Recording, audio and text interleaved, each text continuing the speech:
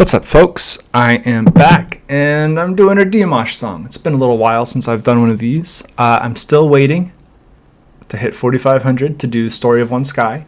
So if you haven't subscribed yet and you want to see me do that one, give me a little subscribe. I do try not to hold things back, but it's a longer video. It's going to be a little bit more of a time investment for me.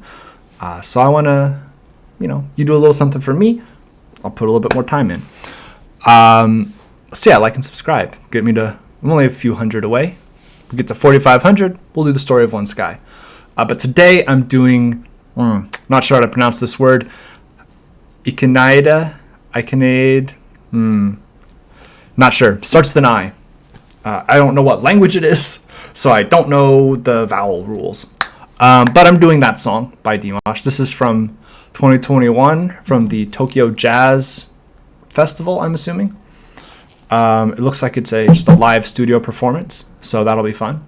We'll get into it in just a second, but before I do, a couple things. First of all, I am not a professional. I'm not an expert. Some people don't like that. Sorry. There are other people out there who are professionals, who are experts, who are vocal coaches, who can give you a little bit more detailed analysis. I'm going to give you a, let's say, semi-educated person's analysis. All right? Part two of that is please don't be a dick. Hasn't really been too much of an issue. But, I try to be really respectful. I try to be really thoughtful when I do these. I do pay close attention when I'm watching. So I would just appreciate it if we could keep that same energy in the comments. All right, I want this to be a place where people can feel comfortable looking at the comments.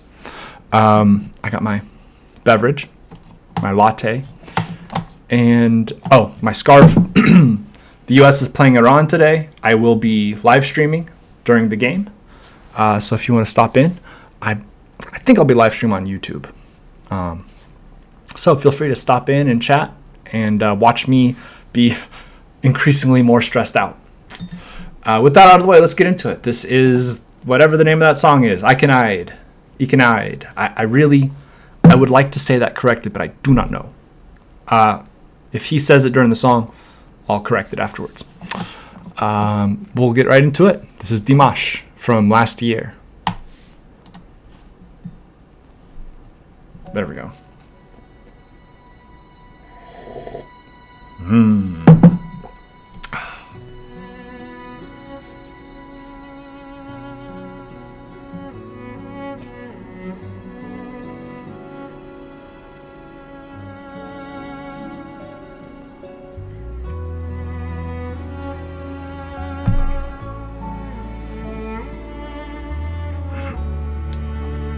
Sweet branded in-ears.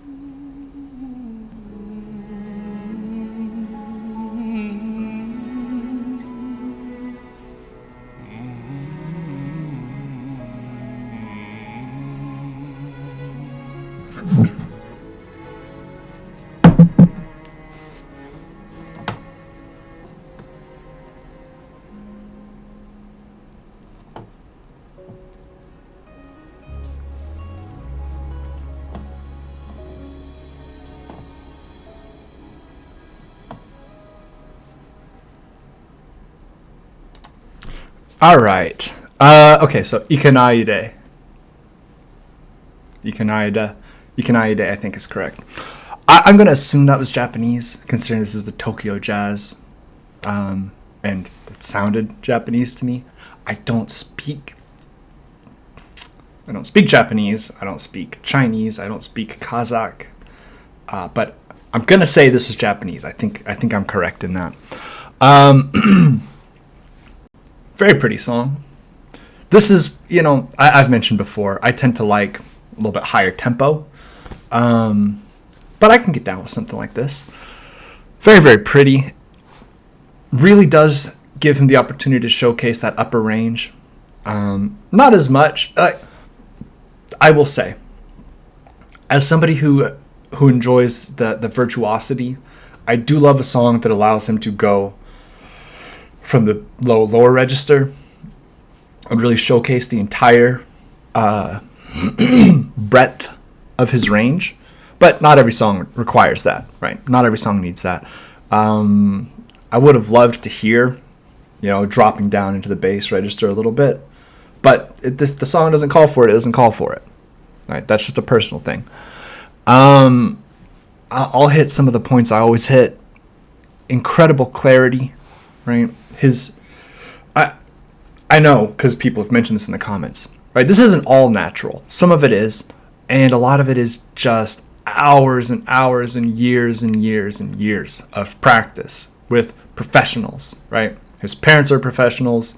He learned to sing from an early age, being taught breath control, being taught, diaphragm and all that stuff from professionals. And he also has perfect pitch, right? So when you combine those two, you are likely to get a pretty good vocalist. And yeah, his ability to switch from breathy to full force, right? Full volume without losing any clarity and without ever having a half note wrong, right? I've said this before, but his ability to not slide into notes, he knows where he wants to go and he hits it. Even when it's coming from that's harder to do in some circumstances than in others. And when you are moving around as much as he is, especially with the vocalizing and stuff, it's just deeply impressive the way he is able to just know where that note is. And he just goes and gets it, right? I know where I need to go, and I'm going to just hit it. I don't have to worry about finding it, right? I'm not going to toot my own horn too much, but I'm a pretty decent singer. I have a pretty good ear for music. But I am not somebody who can look at a note on a page and know what that needs to sound like, right? If I have a couple notes around it, if I have been singing a little bit and I know, all right, I got a third or a fifth or an octave or whatever, I can go hit that, right? But even then, sometimes I slide in to just find it because I'm not 100% confident that I'm going to be able to hit it just like that, right? And so I make my jump up or my jump down, and I'm trying to find the note a little bit, and then I find it, and it sounds good, right? Look, my mom says I have a lovely singing voice. He doesn't have to do that. He just knows, okay, that's a D. I'm going to go get that D. And I'm going to drop down 14 notes, right? I'm going to drop down an octave and a half to hit this G sharp. And then we're going to go back up to an E, right? That is a gift. Most of his clarity, some of his range, in fact, the way he vocalizes, the way he shapes words, the way he shapes notes, that's taught, right? The technique is taught. His projection, right? His ability to sing from his diaphragm, his control, his breath control, that's all taught. That's all stuff that you just develop with practice. And not everybody can maybe develop it to the level he has, but most of that is not natural. That is stuff that you have to learn and practice. But his ability to just know where that note is and go get it, that is special. That is just something that you just can't teach. That you cannot teach it. He is a phenomenally gifted vocalist, and I would love to hear him do some other, I've mentioned this before, and people have shown me like, oh look, he's done rock and stuff. Yeah, that's true, he has. But like, here's a band that I've never listened to. I've never listened to Dio, but I do know Ronnie James Dio was really famous for his voice, and especially for his high voice. It'd be really cool to see DIMASH do like Holy Diver, right? Now, obviously that's not great for the vocal cords, right? The way they were singing those songs, not good for your voice. But I'd love to hear him do something a little bit like metal even, right? Just to see what that sounds like, see what he can do with it. I doubt that will happen, but I think it'd be really cool. And I know that the fans out there would love to see him styled up like a metalhead with the fishnets and the ripped stuff and all that. I will note what a fantastic sweater he has. I like that sweater a lot. He always has good clothes, but that sweater looked cozy as hell, and I'm very into it. Okay, that's enough. I think we've done enough pontificating. Thank you guys for watching. Like and subscribe if you would. Like I said, 4,500 subscribers. I'm going to do the Story of One Sky, and we can do that whenever, right? Whenever I get there. So if you want me to get to it, then tell your friends to subscribe, right? Go door to door. Hey, I'm waiting on this guy to do a video. Subscribe to his channel real quick. Right? They don't have to watch my videos. I don't care. I just want numbers, baby. It's all about numbers. Not really. If I cared about numbers and nothing else, I would do these a lot differently, and I would not be quite as open and honest, I think, if I was just trying to get numbers. But I would love to be able to do that song. I know people are wanting to see it, so let's get me to 4,500. And with that, have a good day, everybody. Thank you for watching. Stay safe out there. Drink lots of water, and be nice to each other.